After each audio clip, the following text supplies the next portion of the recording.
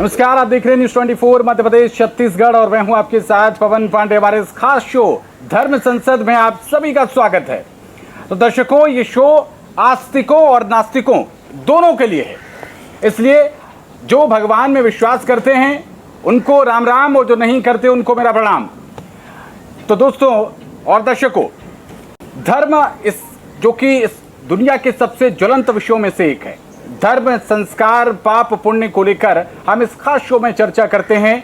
और जो सनातन धर्म में काफ़ी ज़्यादा वैरायटीज़ हैं। कोई धर्मगुरु कहता है कि आप एक लोटा जल चढ़ाइए, कोई धर्मगुरु कहता है कि गंगा स्नान कीजिए, कोई कहता है कि आप गौ सेवा कीजिए, कोई कहता है नाम जप कीजिए। तो ऐसे में कन्फ्यूजन हो जाती है कि प्रभु की कृपा पाने के लिए सही और आसान रास्ता कौन सा है। तो ऐसी धार्मिक जिज्ञासाओं के समाधान के लिए हमारे साथ आज पधारे हुए हैं सदगुरु रितेश्वर जी महाराज, वृंदावन की पावन भूमि से। सदगुरु जी से आज जानेंगे आपकी तमाम जिज्ञासाओं का समाधान। सदगुरु जी, बहुत स्वागत है आपका न्यूज़ 24 मध्य प्रदेश छत्तीसगढ़ पर। आपके चरण कमलों में पवन पांडे का सादर नमन है। प्रणाम करता हूँ। तो महाराज जी, सबसे पहले आजकल जो युवा देश का भविष्य कहा जाता है, युवा धर्म से थोड़ा सा दूर होता जा रहा है, विमुख होता जा रहा है, कैसे इसको वापस लाया जाए महाराज जी? देखिए, युवा वही बनता है जो कभी बच्चा रहता है, और बच्चा वही है जो कभी माँ के गर्भ में रहा हो। और गर्भाधारण के पूर्व सनातन में संस्कार बताए गए हैं जी। 16 संस्कार से ये सनातन संस्कृति, सनातन धर्म चलता है।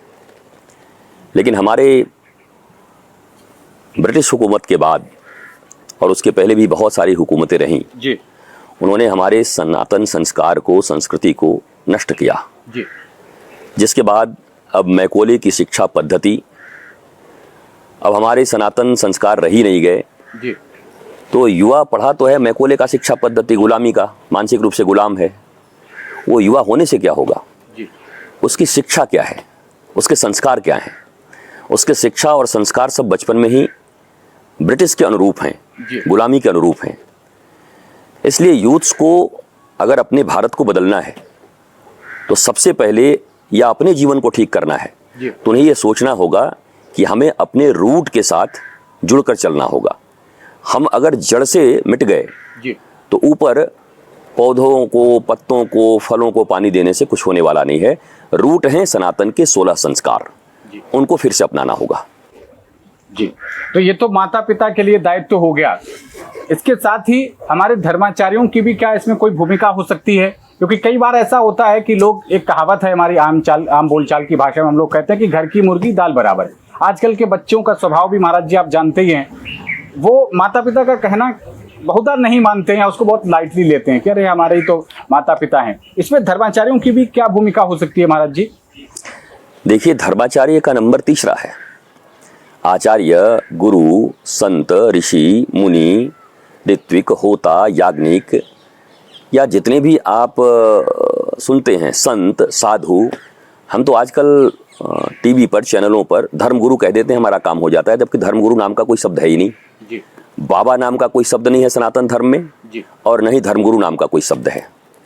तो मुझे जहाँ तक लगता है कि माता पिता की ही पहली भूमिका है, क्योंकि हमारे ऋषियों ने भी माना है कि मातृ देवो भव, पितृ देवो भव, तब आचार्य देवो भव। जब 1 नंबर और 2 नंबर फेल हो गए तो तीसरा नंबर क्या करेगा? 1 नंबर माँ, दूसरे नंबर में पिता, दोनों ही आचार्य हैं लेकिन देवता हैं।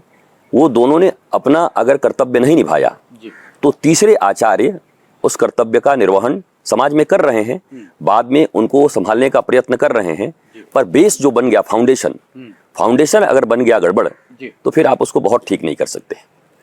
आगे बढ़ते हैं और इस चर्चा को आगे बढ़ाते हैं, संवाद को आगे बढ़ाते हैं। तो दर्शकों, अगला सवाल महाराज जी से मेरा यह है कि महाराज जी, बाकी जो धर्म हैं इस दुनिया में, उनमें एक की बात है, वो कहते हैं कि एक ही है सब कुछ। एक व्यक्ति की बात है, एक किताब की बात है, एक धर्म ग्रंथ की बात है। हमारे यहाँ बहुत सारी विविधताएं हैं, हमारे यहाँ अनेक मत है, अनेक संप्रदाय हैं। ऐसे में व्यक्ति कंफ्यूज हो जाता है। कोई कहता है कि महादेव बड़े हैं, कोई कहता है कि राम जी बड़े हैं, कोई कहता है कि कृष्ण जी बड़े हैं। एक अभी छोटा सा जो बच्चा जो कहरा सीख रहा है, वो इसको कैसे देखे?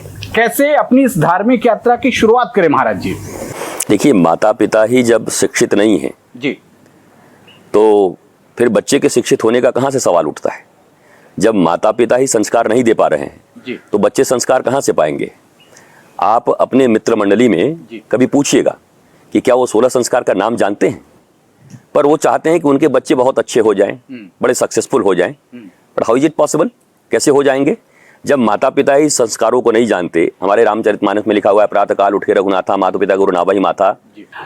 तो महाराज जी, जैसे बाकी धर्म है तो बाकी धर्मों में क्या है, एक की बात होती है, वो एक किताब है, वहाँ एक व्यक्ति है और एक उनको संदेश देता है, इसलिए वहाँ पर मतभिन्नता नहीं है।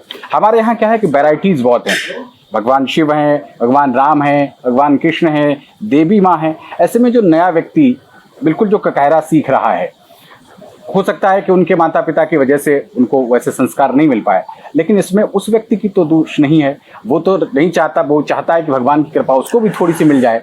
वो कैसे शुरुआत कर सकता है? देखिए, इसमें बहुत सारा आपने देखा होगा कि माता पिता सबके समान ही रहे, सबको ये अंग्रेजियत की शिक्षा ही मिली, पर उसी में से जो बच्चे आज संत हैं, जो बहुत अच्छे अपने जीवन को जी रहे हैं, उन्होंने अपने जीवन को चुना। उनके मन में एक प्रश्न उठा, the beginning of real spirituality is who am I, why I am here, what I am doing, कोहम कस्त्वम कुत आयातम, मैं कौन हूँ, कहाँ से आया हूँ, क्या कर रहा हूँ।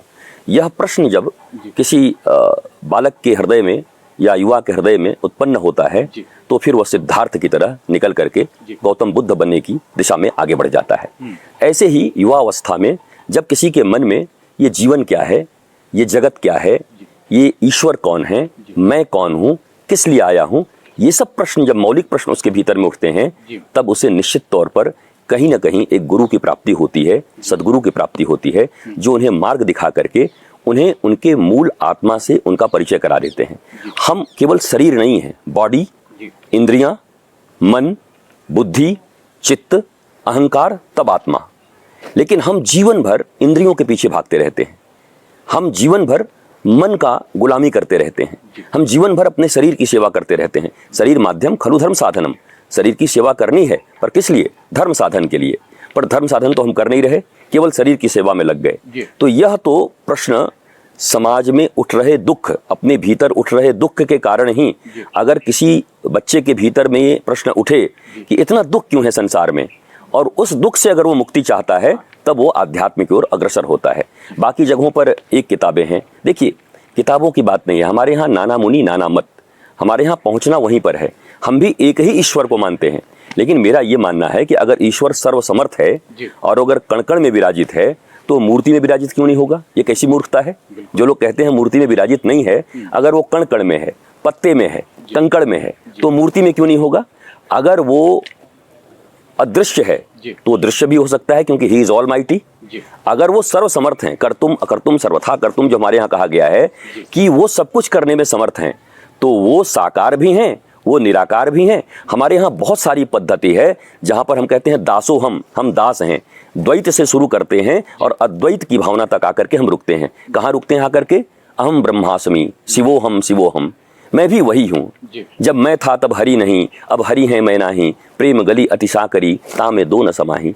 तो हम यहाँ तक जाते हैं, हम अपने मौलिक पहचान करते हैं, लेकिन रास्ता तो यहीं से जाएगा कि आप एक जिज्ञासु बन करके और ऐसे कोई स्पिरिचुअल मास्टर आपको मिले, श्रेष्ठ सदगुरु आचार्य मिले, और आप उनसे प्रश्न पूछ करके धीरे धीरे अपनी जिज्ञासाओं को शांत करते हुए अपने परम तत्व को जानने में समर्थ हो जाएं, और इसी को पूर्णता कहते हैं, पूर्ण ज्ञान कहते हैं। बिल्कुल महाराज जी, बहुत अच्छी तरीके से आपने बताया। एक जिज्ञासा और महाराज जी मन में आ रही है कि आपने बताया कि धर्माचार्यों के माध्यम से भगवान की जो है वो कृपा प्राप्त की जाती है, और रामचरितमानस में एक चौपाई भी है, कहा जाता है कि बिनु हरि कृपा मिले ही नहीं संता। तो प्रभु की कृपा से ही संत मिलते हैं। लेकिन कलयुग है या आधुनिक युग है, इसमें कुछ धर्माचार्य भी ऐसे भी हैं जो आजकल विवादों की वजह से, कारनामों की वजह से, बयानों की वजह से थोड़ा सा नकारात्मक सुर्खियों में आ जाते हैं। उससे जो अभी नया व्यक्ति जो ककहरा सीख रहा है महाराज जी, उसके मार्गदर्शन के लिए आप क्या कहेंगे? देखिए, मैं एक निवेदन करना चाहूँगा आपके चैनल के दर्शकों के लिए और पूरे भारतवर्ष के लिए, बल्कि दुनिया में जहाँ जहाँ लोग आध्यात्म के पिपासु हैं, उनको ये कहना चाहूँगा कि आप जब गुरु के समक्ष जाते हैं, गुरु और आचार्य का चुनाव करते हैं, तो एक चीज जरूर देखिए कि उनके भीतर में ज्ञान की प्रमुखता है या वो भी इन्हीं जागतिक वस्तुओं के आकर्षण में है।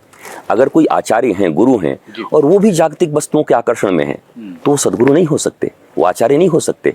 ये मना नहीं है कि वो ऐसा काम न करें, क्योंकि आप फिजिक्स पढ़ाते हैं, फिजिक्स का पैसा लीजिए, केमिस्ट्री पढ़ाते हैं, केमिस्ट्री का पैसा लीजिए, आप कोई काम करते हैं, दुकान चलाते हैं, दुकान में सामान बेचते हैं, पैसा लीजिए। उन्होंने भी अगर कुछ ज्ञान आहरण किया है, कुछ किताबें पढ़ी हैं, कुछ ग्रंथ पढ़े हैं, अगर व्याकरण इत्यादि पढ़े हैं तो आपको पढ़ा देंगे, उसका वो पैसा लेते हैं। पर आप उन्हें स्पिरिचुअल मास्टर नहीं कह सकते। स्पिरिचुअल आध्यात्म का अर्थ होता है जो शरीर से ऊपर उठाकर आपको आत्मा तक पहुंचा दे, देह से उठा करके विदेह राज जनक आपको बना दे। आप राजा भी रहें, आप सारा अपनी नौकरी करें, बिजनेस करें, इसी संसार में रहें, आप बिल्कुल भाग न जाएं जंगल, सब कुछ करें पर विदेह की तरह करें। मैं आत्मा हूं, इस भाव को जो आप में प्रकट करने का सामर्थ्य रखता हो वही धर्माचार्य हैं, वही गुरु हैं, वही संत हैं, वही ऋषि हैं। और बाकी आप प्रोफेशनल कह सकते हैं कि जैसे सभी लोग प्रोफेशनली अपना अपना काम कर रहे हैं, वो भी प्रोफेशनल हैं, उनके पास आप उस तरीके से जाया करिए। आप अंधे बन करके और अपने जीवन का हानि मत किया करिए। और उन लोगों को भी कहूंगा कि आप लोग भी डिक्लेयर कर दीजिए कि मैंने ये कुछ सीखा है, ये मैं बेचने आया हूं, आप खरीद सकते हैं। आप स्वयं को धर्मगुरु कह के या धर्माचार्य कह के और नवनिहाल बच्चों को और आने वाली पीढ़ियों को आप भटकाएं नहीं। आप बोलें कि मैं ये चीज जानता हूं, ये बेचूंगा, मेरा इतना का पैकेज है। तो आज दुनिया में सब कोई खरीद ही रहा है, खरीदेगा। लेकिन आप कहते हैं मैं माया मोह से मुक्त हूं, मुझे ये सब कुछ नहीं चाहिए, मैं आपको ज्ञान देने आया हूं। तो आत्मज्ञान देने का, देखिए हम विद्या को सरस्वती कहते हैं, सरस्वती हमारी माँ है, और कोई बेटा अपनी माँ को कैसे बेच सकता है। तो दर्शकों, इस कार्यक्रम में आगे बढ़ते हैं और अगले राउंड में हम महाराज जी से ये जानना चाहेंगे कि महाराज जी, एक युवा जो लाखों रुपए सैलरी का पैकेज महीने में लिए हुए है, अपने परिवार के साथ रह रहा है और पूरी तरीके से हष्ट पुष्ट है, बढ़िया जॉगिंग करता है, एक्सरसाइज करता है, जिम जाता है। अब वो व्यक्ति, उसके मन में ये आकांक्षा है कि मैं धर्म से क्यों जुड़ूं, मैं भगवान को मुझे पूजने की क्या जरूरत है, भगवान को मानने की क्या जरूरत है। ऐसे लोगों के लिए महाराज जी क्या मार्गदर्शन आपका? देखिए, मेरा भी यही कहना है युवाओं से, यूथ से, कि मैं भी कहता हूं मत जुड़ो। कि कोई जीवन में अगर दुख हैं, उन दुखों से आप मुक्ति चाहते हो, आप कोई भी मंदिर जा रहा है, आज कोई भी गुरु के पास जा रहा है, आज कोई तीर्थ यात्रा जा रहा है, आज कोई अपने घर में पूजा करवा रहा है, आराधना करवा रहा है, कर्मकांड करवा रहा है, उसका हेतु क्या है? हेतु तो इतना ही है ना कि मुझे ये चीज प्राप्त हो जाए, हे भगवान मेरा बच्चा पास हो जाए, हे मुझे ये ठेकेदारी मिल जाए, मेरे बच्चे की नौकरी लग जाए, मैं स्वस्थ हो जाऊं। तो आपको अपने दुखों से मुक्ति चाहिए, दैहिक, दैविक, भौतिक तापा, इन त्रिताप से आपको मुक्ति चाहिए। इस मुक्ति के लिए आप प्रयत्न करते हैं, तो मत कहिए आप उनको भगवान, मत कहिए आप उनको ईश्वर, लेकिन दुख से मुक्ति के उपाय जो आप करेंगे तो आपको ईश्वर तक पहुंचाएगा ही। आप मत जाना चाहो, वो पहुंचाए।